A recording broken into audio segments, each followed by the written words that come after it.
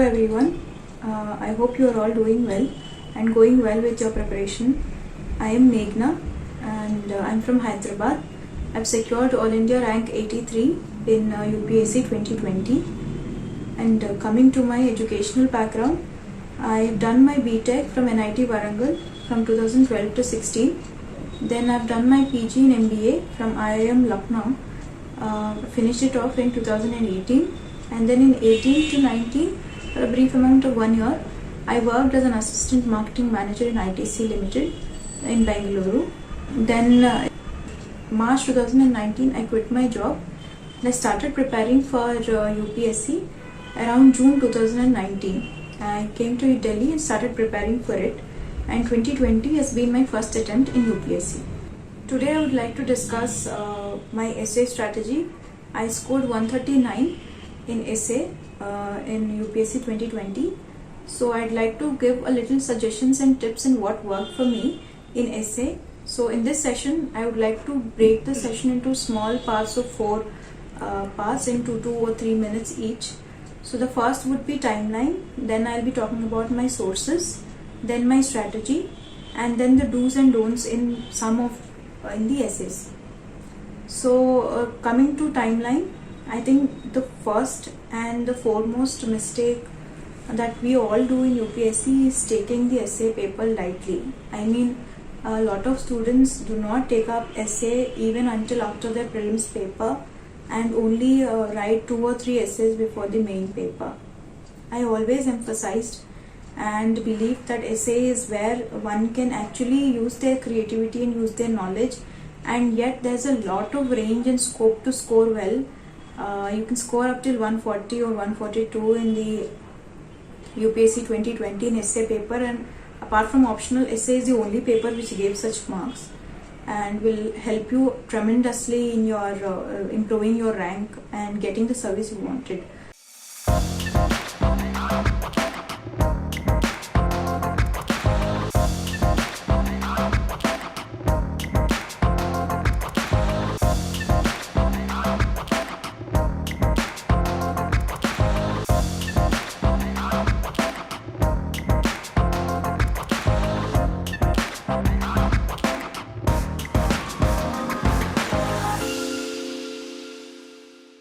So it's better that you start analyzing essay paper even before your prelims. So what I did was, before the prelims itself, before 2-3 months of prelims, when I got the COVID time, or whenever you think is the right time before prelims itself, be ready with your previous year papers and analyze what is being asked in the essay. What kind of questions and what kind of essays are they expecting, philosophical themes of essays. And also start writing essays, because one of the important thing what happens in essay is being able to write 8-9 pages on a topic. And when you start doing this before prelims itself, you will understand the weaknesses. One of my main weaknesses were recurring points, not able to think in many dimensions for a narrow topic, and also thirdly, my introductions were not very strong and I did not understand what to do.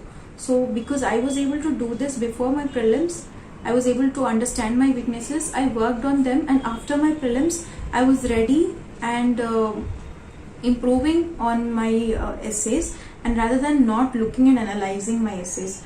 So please be sure that you are well prepared with your essays and know what's wrong in your essay and what is needed in a right essay before the prelims itself, like you do for all your optional sociology or any other paper, or GS paper, anything. Essay should also be given that importance.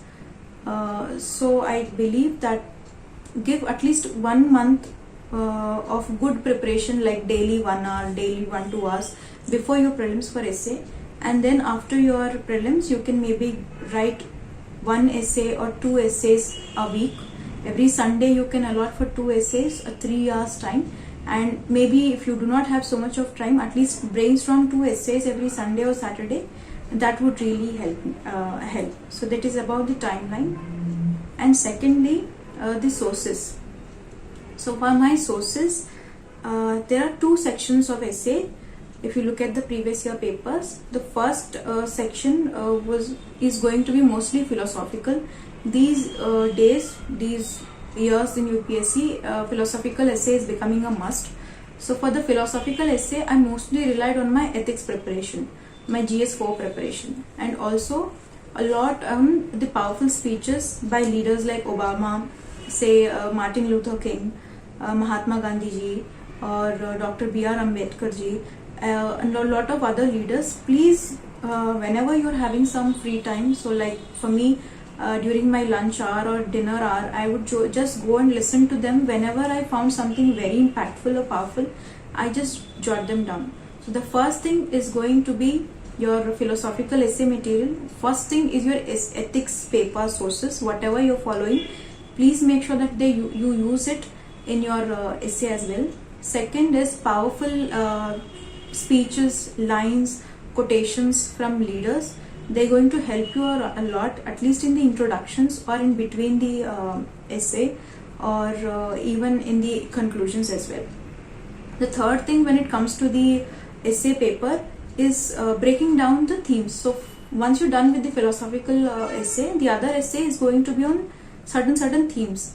So if you can analyze the last year papers, you can find out that there are certain themes which keep on recurring. Like one is on technology, one can be on climate change, or then the international relations is one such question which keeps on repeating in one or the other form in essay. The political structures like Indian federalism, Indian parliamentarian system.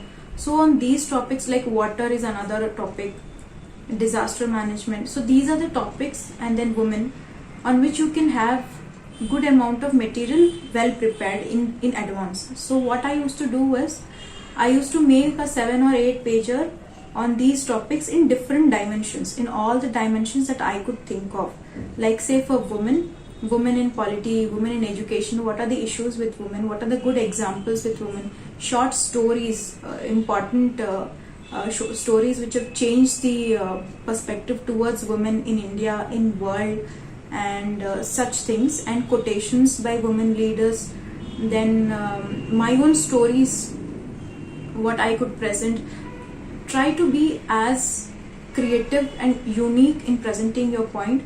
So this brainstorming, I believe, is a must that you should do before you actually give the paper, because once you do this, you understand that perspective, and your creativity kind of builds in inbuilt, and you don't have to really do a lot of work on the actual day of the exam.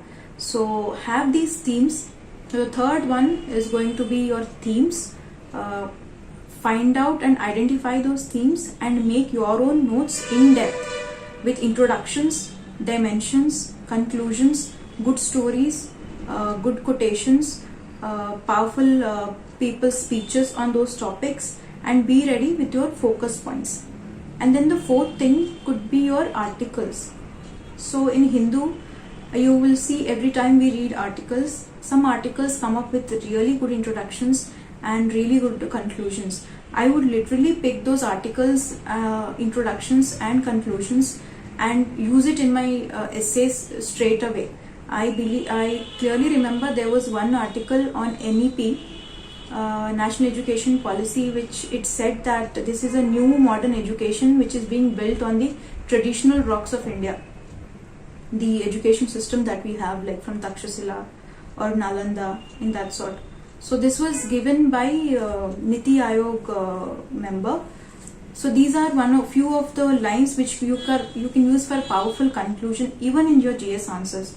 So whenever you are reading articles in papers, have a note of these things and keep them aside and revise them.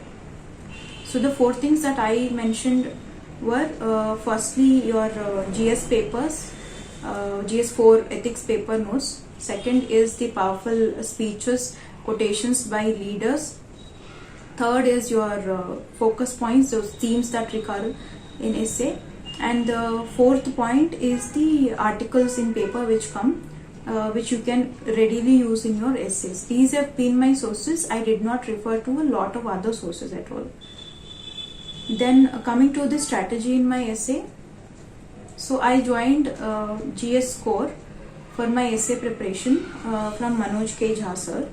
So I've gone through few of his videos on writing the essays. So as he's emphasized on critical thinking for essay, and unique thinking in essay.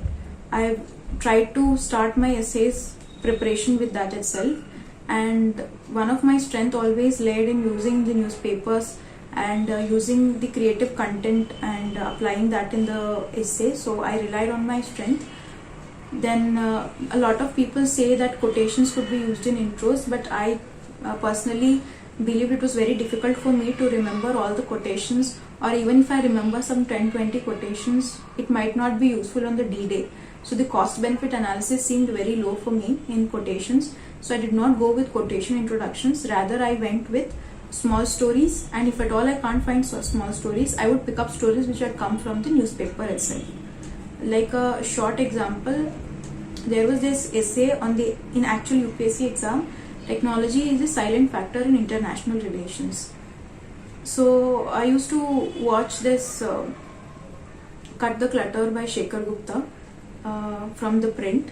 So what I did on one of the episodes were, he was talking about Armenia and Azerbaijan war and how one country between the two always won the war, and suddenly in 2020 when the other country, which was always on the losing side, adapted using drones, how was it able to defeat the always winning country in without even declaring a war, without even starting a proper war, the other country were defeated. So these are small examples that you can pick up from the newspaper, and I started with this introduction in my essay to make it something which is contemporary and yet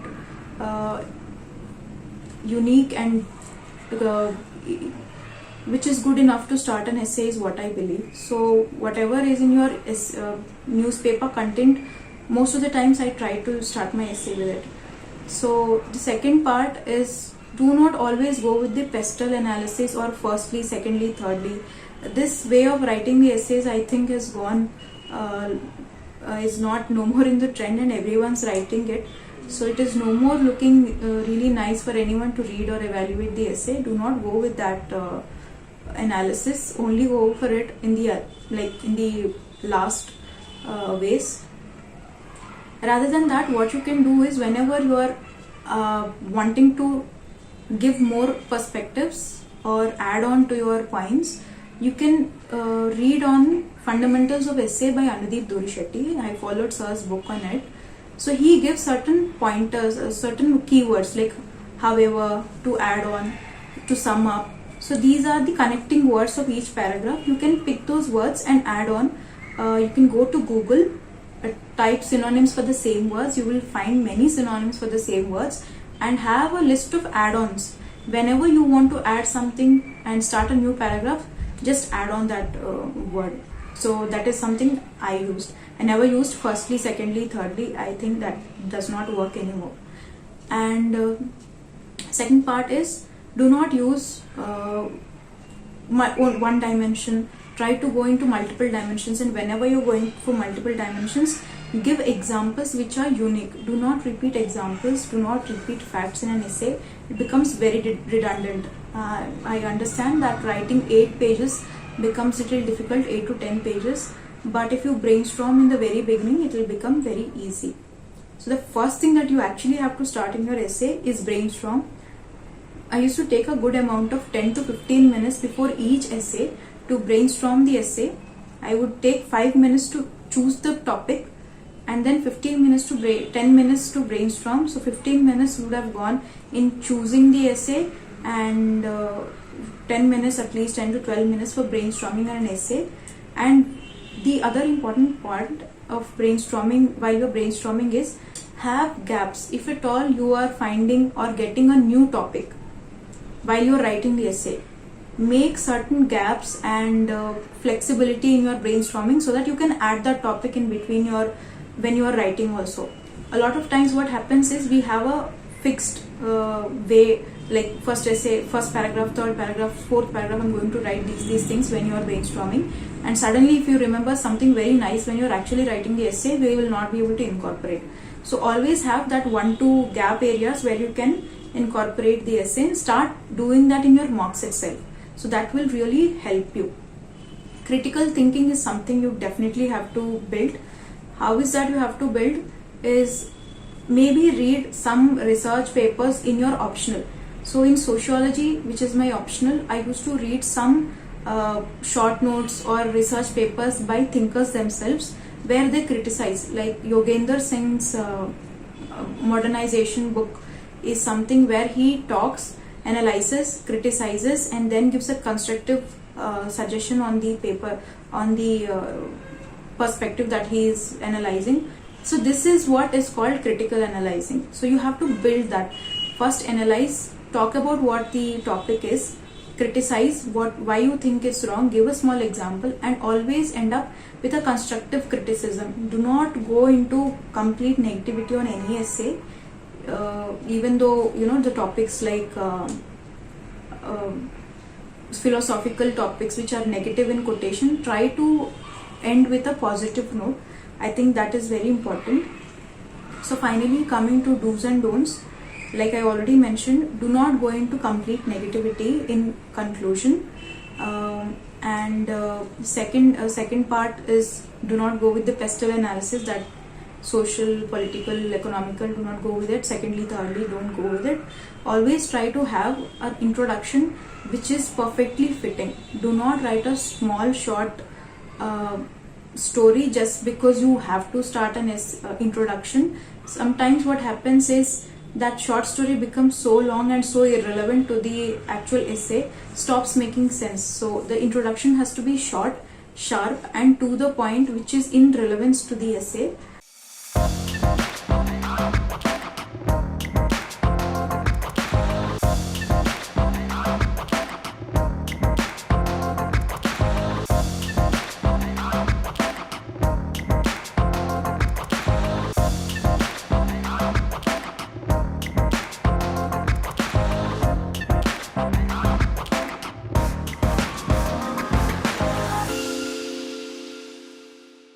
If you're not finding it, you can very well start with a definition also. I seriously believe in it, rather than writing a short story which is not at all relevant. And so for introductions, you can go with quotations. Like I said, small short stories, newspaper articles. If you are a good book reader, someone who is well versed with a lot of non-fictional or fiction books, you can pick up those books and quote them, a short story from the book itself. I think that really helps a lot of people in essays as well. And next, coming to the do's, critical analysis.